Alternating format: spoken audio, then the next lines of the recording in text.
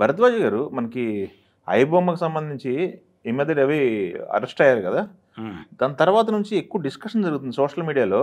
Social మీడియాలో ఎక్కువ ఆయనకి తాలూకు ఒక వేవ్ లాంటి కనపడుతుంది. ఎక్కువ మాట్లాడుతున్నారు జనాలు దాని గురించి. పాజిటివ్ వైబ్ ఉంది అతనికి.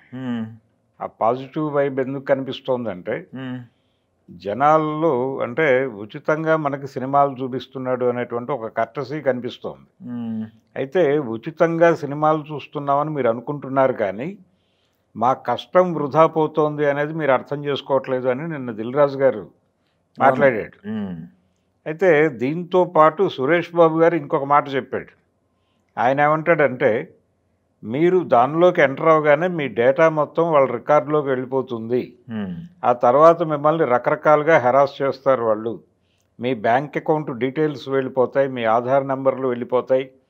ఆ తర్వాత మిమ్మల్ని డిజిటల్గా అరెస్ట్ చేయొచ్చు, నానా ఇబ్బందులు పెట్టచ్చు, మీరు ఆర్థికంగా చాలా నష్టపోవచ్చు అని చెప్పి ఆయన కూడా కొంత ప్రపంచానికి తెలియని విషయాలు తెలియజేసేటువంటి ఒక ప్రయత్నం చేశారు. ఈ ప్రయత్నాలన్నీ బాగానే ఉన్నాయి, కానీ జనాలు ఇమ్మీడియట్గా తాము అంటే సినిమా ఇక్కడ ఆనందించాల్సిన విషయం ఏంటంటే, ఈ మధ్యకాలంలో సినిమా హాళ్ళకి జనాలు రావడం లేదని విపరీతంగా సర్క్యులేట్ అయింది. అవును, కానీ జనం సినిమా చూడటం మానట్లేదు. సినిమా అనేది జనం వదిలిపెట్టలేదు అనేది వాస్తవం. ఇది పాజిటివ్ అంశం. అయితే సినిమా ఎక్కడ చూడాలో అక్కడ చూడటం లేదు. సినిమా ఎక్కడ చూడాలి? వీళ్ళు థియేటర్లో చూడాలి. లేదంటే వాళ్ళు అధికారికంగా చూపించినటువంటి మార్గం ఓటీటీ. అక్కడ చూడాలి, థియేటర్లో చూడాలి, లేదంటే ఓటీటీలో చూడాలి. ఇక్కడి నుంచి ప్రేక్షకుడు ఇక్కడికి రావడానికి మధ్యలో ఇంకొక స్టెప్పే ఉంది, సింగిల్ స్క్రీన్ ఉంది. ఒక స్థాయి ప్రేక్షకులు సింగిల్ స్క్రీన్లో సర్దుకుంటున్నారు. ఆర్థికంగా మల్టీప్లెక్స్ని ఎఫర్ట్ చేయలేని వాళ్ళు సింగిల్ స్క్రీన్కి ఎడుతున్నారు. కానీ దేశవ్యాప్తంగా సింగిల్ స్క్రీన్స్ తరిగిపోతున్నాయి. అంటే అవి రియల్ ఎస్టేట్గా మారిపోతున్నాయి. ఎందుకు రియల్ ఎస్టేట్ అవుతున్నాయంటే, సినిమా థియేటర్లు ఆ రోజుల్లో ప్రైమ్ లొకాలిటీస్లో పెద్ద స్థలాల్లో కట్టారు. అవన్నీ ఆ స్థలాలకు వచ్చినటువంటి విలువల రీత్యా అది రియల్ ఎస్టేట్గా మారిపోతుంది.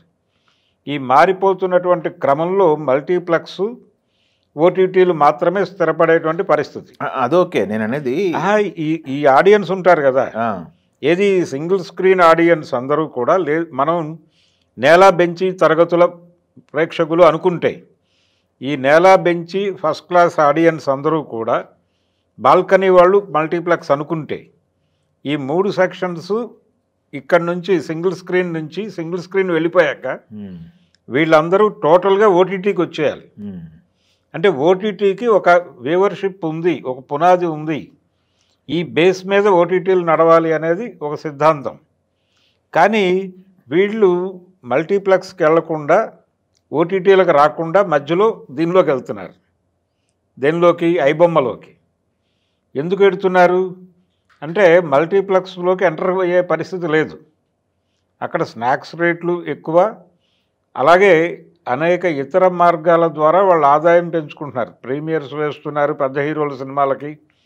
ఈ ప్రీమియర్స్ మీద కూడా చర్చ జరుగుతోంది బయట. టికెట్ రేట్ల దోపిడీ అంటారా? టికెట్ల రేట్లు పెంచడం అనేది, మీరేం చెప్తున్నారు? 500 కోట్లతో సినిమా తీసినటువంటి నిర్మాతకి ఆ మాత్రం ఇన్సెంటివ్ ఇవ్వటం తప్ప అని ప్రభుత్వం అంటుంది. కానీ జనాలు ఏమంటున్నారంటే, ఇప్పుడు మీరు 500 కోట్లు ఎందుకు పెడుతున్నారు ఆ సినిమాకి? మీకు మార్కెట్ గ్యారంటీ ఉంది కాబట్టి పెడుతున్నారు. మీరు హిందీ మార్కెట్కి వెళ్తున్నారు, తమిళ మార్కెట్కి వెళ్తున్నారు, మలయాళం మార్కెట్కి వెళ్తున్నారు. ఇన్ని మార్కెట్లు, అలాగే ఇన్ని భాషల్లో ఓటీటీలకు అమ్ముతున్నారు, శాటిలైట్లకు అమ్ముతున్నారు. ఇంత మార్కెట్ గ్యారంటీ ఉంది కాబట్టి వీటన్నిటినీ అక్వైర్ చేయడం కోసం 500 కోట్లు పెడుతున్నారు. ఈ భారం మా మీద ఎందుకు వేస్తున్నారు? మా దగ్గర నుంచి ఎందుకు వసూలు చేస్తున్నారు ఈ 1000 రూపాయల టిక్కెట్లు, 700 టిక్కెట్లు అనేది గొడవ. అందుకని ముందు మీరు థియేటర్ని ఆడియన్స్ ఫ్రెండ్లీగా మార్చండి. మీరు మల్టీప్లెక్స్ థియేటర్లే ఉంటాయనేది ప్రపంచానికి అర్థమైపోయింది. కాబట్టి మల్టీప్లెక్స్లో స్నాక్స్ రేట్లు కొంచెం తగ్గించండి, రీజనబుల్గా ఉంచండి. సామాన్యుడు సినిమా హాల్కి వచ్చి భయపడే పరిస్థితి చేయకండి. అలా చేస్తే మేము థియేటర్కే వచ్చి చూస్తాం. ఒకవేళ మల్టీప్లెక్స్ని మీరు ప్రొటెక్ట్ చేసుకోవాలి అనుకుంటే, అంటే మల్టీప్లెక్స్లు రకరకాల పద్ధతుల్లో సెలబ్రేటివ్ మూడ్లో మారిపోయినాయి. ఇప్పుడు కార్పొరేట్ బుకింగ్స్ అంటున్నారు వాళ్ళు. కార్పొరేట్ బుకింగ్స్తో పాటు కార్పొరేట్ కంపెనీల తాలూకా ఫంక్షన్స్ ఏం జరిగినా అది అక్కడ వెన్యూ పెట్టుకునే వాతావరణం వచ్చేసింది. దాన్ని రకరకాలుగా మారుస్తున్నారు వాళ్ళు. సరే, ఆ గొడవ వదిలిపెట్టేస్తే మీరు ప్రభుత్వాలతో మాట్లాడి కమ్యూనిటీ థియేటర్లు కట్టండి. ఈ రకరకాల కాలనీస్, బాంబే కాలనీస్, బడుగు బలహీన వర్గాల కాలనీస్లో కమ్యూనిటీ థియేటర్లు కట్టండి. గేటెడ్ కమ్యూనిటీస్లో థియేటర్లు వచ్చేలా చూడండి. వాళ్ళ ఇంటర్నల్ థియేటర్, అక్కడ సినిమా మార్నింగ్ షో పడిపోయేటట్టు చూడండి. అక్కడ మీకు డబ్బులు కదా, మీకు డబ్బులు పోతున్నాయి. ఇక్కడ ఐబొమ్మలోకి ఉచితంగా వెళ్ళిపోతున్నారనేది గొడవ. అంటే చూసే ప్రతి ప్రేక్షకుడు టికెట్ కొనుక్కుని చూడాలి, ఏ టికెట్ అయినా కానీ. మీరు నేల క్లాస్ ప్రజలు అనుకుని కింది తరగతి ప్రజలు ఉన్నటువంటి కాలనీస్లో వేసేటువంటి సినిమాకి 50 రూపాయలు రేటు పెట్టండి. ఇంకో కాలనీలో 100 పెట్టండి, ఇంకో చోట 250 పెట్టండి, ఇంకో చోట 500 పెట్టండి. ఆ స్థాయిని బట్టి పెట్టి జనాలందరూ జెన్యూన్గా సినిమా కన్జ్యూమ్ చేయండి. మీ ఇంట్లో వండుకున్న వస్తువులే తెచ్చి ఇక్కడ తిని సినిమా చూడండి అనేస్తే ఎవరి కమ్యూనిటీ థియేటర్లో వాళ్ళు చూసుకుంటారు కదా సినిమా. మీకు డబ్బులు వచ్చేస్తాయి. మీకు ప్రేక్షకులు డబ్బులు ఇవ్వకుండా సినిమా చూస్తున్నారు అనే బాధ నుంచి మీరు విముక్తి పొందుతారు. ఇక్కడ ఏం జరుగుతోంది, ఇక్కడ థియేటర్కల్ రైట్స్ అమ్ముతున్నారు వీళ్ళు.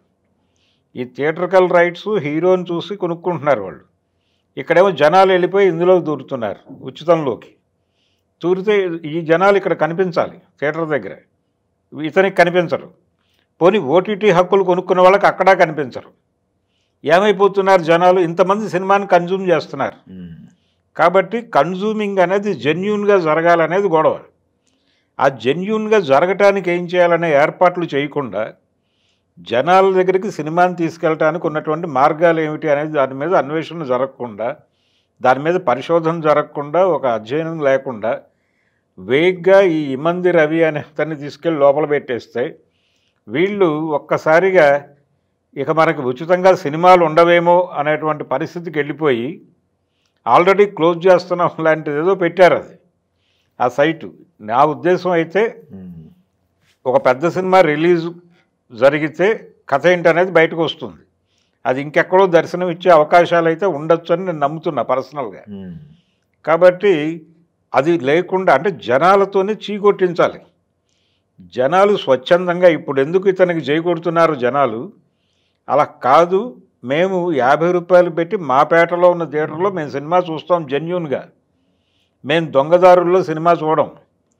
దొంగదారిలో సినిమా చూసిన వాళ్ళు నేరస్తులు అని మీరు ప్రకటించండి. అప్పుడు ఎవరి స్థాయి వాళ్ళకి థియేటర్లు ఏర్పాటు చేసేసి మీరు దొంగ మార్గంలో సినిమా చూస్తే నేరస్తులుగా మారతారు, మీ మీద కేసులు పెడతాం డ్రంక్ అండ్ డ్రైవ్ లాగా అని కనుక బెదిరించండి, తప్పులేదు. మీకు జెన్యూన్గా డబ్బులు కావాలంతే. అది తీసుకోవడానికి ఏం చేయాలి అనేది కూడా ప్యారలల్గా ఇంకో చర్చ మొదలు పెట్టండి. జనంతో మాట్లాడండి, ముందు జనంతో ఇంటరాక్ట్ అవ్వండి. జనాన్ని భయపెట్టారు నన్న సురేష్ బాబు గారి ప్రకటనలోనూ, దిల్ రాజు గారి మాటల్లోనూ, నాగార్జున గారి మాటల్లోనూ, చిరంజీవి గారు ఆ జోలికి వెళ్ళలేదు. కానీ మిగిలిన ముగ్గురు కూడా కొంచెం జనాల్ని భయపెట్టే ప్రయత్నం ఎక్కువ చేశారు. అలా కాదు, జనాల్ని కలుపుకోండి. జనాల్ని మీతో పాటు తీసుకెళ్ళి వాళ్ళకి ఏది కంఫర్టో ఆ కంఫర్ట్ ఏరియాలో వాళ్ళు సినిమా చూసే వాతావరణం కల్పించండి. అప్పుడు మీకు డబ్బులు ఇచ్చే సినిమా చూస్తారు వాళ్ళు. కాబట్టి ఇమంది రవి అనే అతని మీద ఒక పాజిటివ్ ఒపీనియన్ ఉండటానికి కారణం ఇది. ఓకే, సోషల్ మీడియాలో చాలామంది అతన్ని రాబిన్ హుడ్గా చూస్తున్నారు. ఈ రాబిన్ హుడ్ కాదు, ఈ ముసుగులో చాలా వ్యాపారాలు చేస్తున్నారు వాళ్ళు. అంటే జనాల్ని ఇబ్బంది పెట్టేటువంటి రకరకాల వ్యాపారాలు, రకరకాల అడ్వర్టైజ్మెంట్స్. మీకు మామూలుగా మనకి యూట్యూబ్లోను వీటిలోనూ సోషల్ మీడియాలో సినిమాలు చూస్తే మీరు స్కిప్ అవ్వచ్చు యాడ్, అక్కడ స్కిప్ అవడానికి ఉండదు. అది అటే స్ట్రెచ్ ప్లే అవుతూ ఉంటుంది. తర్వాత ఇంకొకటి ఏంటంటే వీళ్ళు కెమెరా ప్రింట్ తీసుకెళ్ళి హై క్వాలిటీకి తర్జుమా చేస్తున్నారని చెప్తున్నారు. అది కూడా అనుమానమే. ఇక్కడెక్కడో లీకేజ్ ఉంది. ఆ లీకేజ్ ఎక్కడో కనిపెట్టి సిమెంట్ రాయాల్సిన అవసరం కూడా ఉంది. అక్కడ కూడా ప్రభుత్వ సహకారం తీసుకుని ఇతన్ని ఎలాగైతే అరెస్ట్ చేశారో అలాగే అక్కడ కూడా కొంచెం సీరియస్గా దృష్టి పెట్టి సిమెంట్ రాసి ఎవరి ద్వారా లీక్ అవుతుందో వాళ్ళని కూడా అరెస్ట్ చేయాల్సిన అవసరం ఉంది. అలా ముందు కంటెంట్ని ప్రొటెక్ట్ చేసుకోవాలి. ఆ ప్రొటెక్ట్ చేసుకున్న కంటెంట్ని జాగ్రత్తగా జనం దగ్గరికి వాళ్ళు పద్ధతిలో వాళ్ళు కన్జ్యూమ్ చేసేలాగా ఇండస్ట్రీకి డబ్బులు వచ్చేలాగా ఒక మార్గం ఏర్పాటు చేసుకోవాలి. అప్పుడు మాత్రమే పైరసీ తగ్గుతుంది తప్ప ఇంకా ఏం చేసినా ఇది సాధ్యం కాదు. ఎందుకంటే 4 వారాలు పడుతుంది మీ సినిమా ఇక్కడికి రావడానికి థియేటర్ నుంచి. ఈ 4 వారాలు సినిమా చూడకుండా ఉండలేక ఈ దొంగ మార్గాలు అన్వేషిస్తున్నారు. ఆ పరిస్థితి లేకుండా వీళ్ళ స్థాయిలో వీళ్ళు సినిమా కన్జ్యూమ్ చేయడానికి మీరే ఒక అధికారిక మార్గం పెట్టండి. పెట్టేసి దాని గురించి చర్చ జరగాలి ఛాంబర్లో. వీళ్ళందరూ కూర్చుని దాని మీద ఒక మార్గం తయారు చేసుకుంటే ఈ దొంగదారి వెళ్ళిపోయి ఒక రాయల్ రూట్ ఒకటి ఏర్పడుతుంది. దానికోసం కృషి చేయాల్సిన అవసరం ఉంది. లేకపోతే ఇలాంటి వాళ్ళు పుడుతూనే ఉంటారు. వీళ్ళ వల్ల నష్టం, ఇండస్ట్రీకి నష్టం, జనాలకి నష్టం.